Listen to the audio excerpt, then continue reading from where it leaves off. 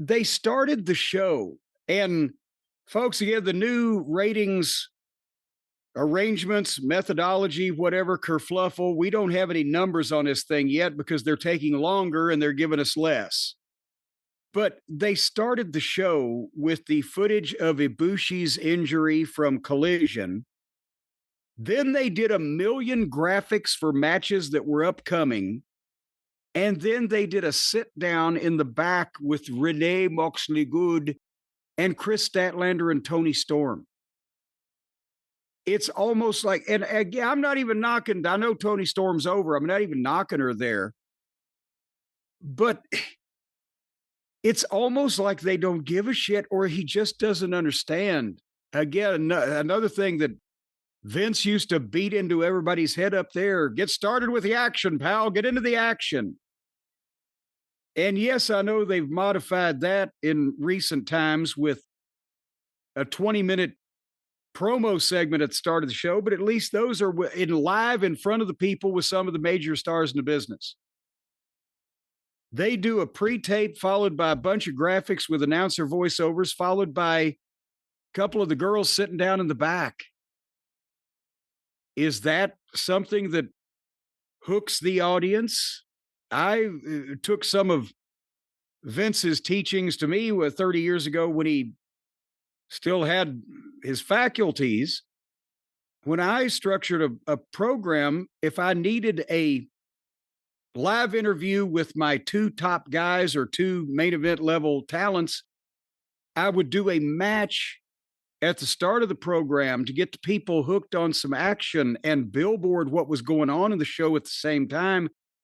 And then in seg 2, you'd bring in the live interview segment. And at least it wouldn't be just talking at the top of the program. But nevertheless, they didn't just talk. They did attempted comedy and shtick that wasn't serious. And now even the announcer's in on it. Whereas Statlander recited a memorized statement that she had possibly written herself. Terrible. With very overly flowery verbiage. And this whole thing was like a lot of the program. And that's their problem. It was a scene from a bad independent movie.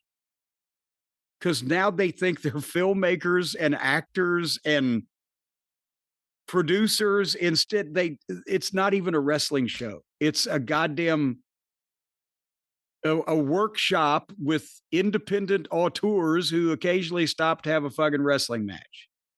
Tell me I'm wrong, Brian. Oh, no, I hated this.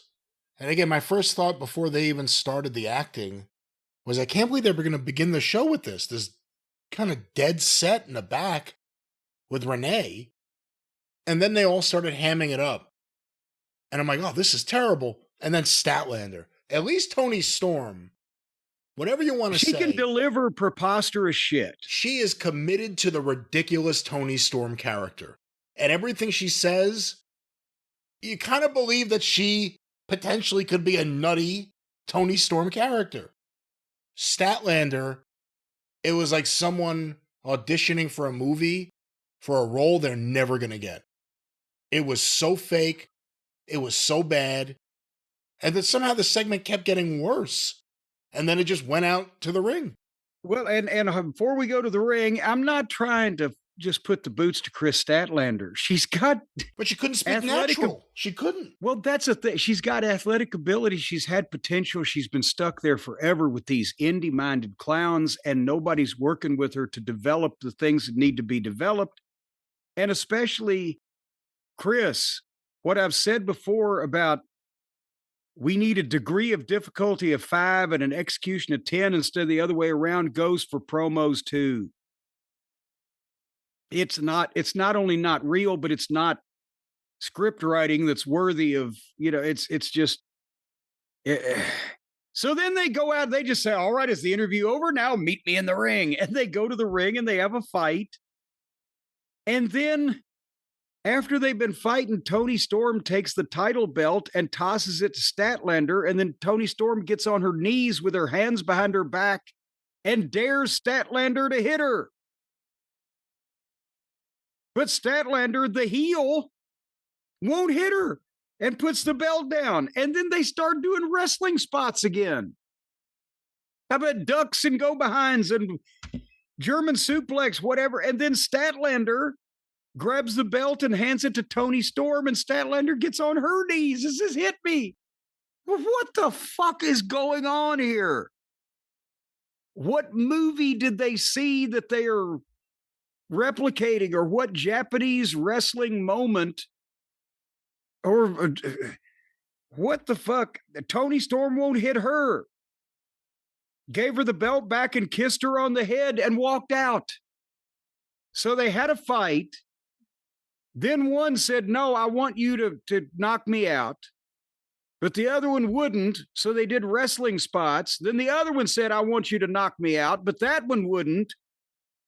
So then she kissed her and left. This is the worst, fakest wrestling show ever on the air.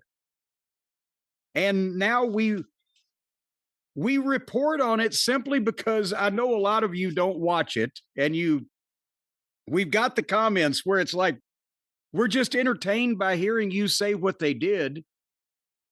And that's we have to just report now on what the fuck they're doing. And it gets worse. It's more entertaining to hear about it than it is to watch it. And it's going to get worse.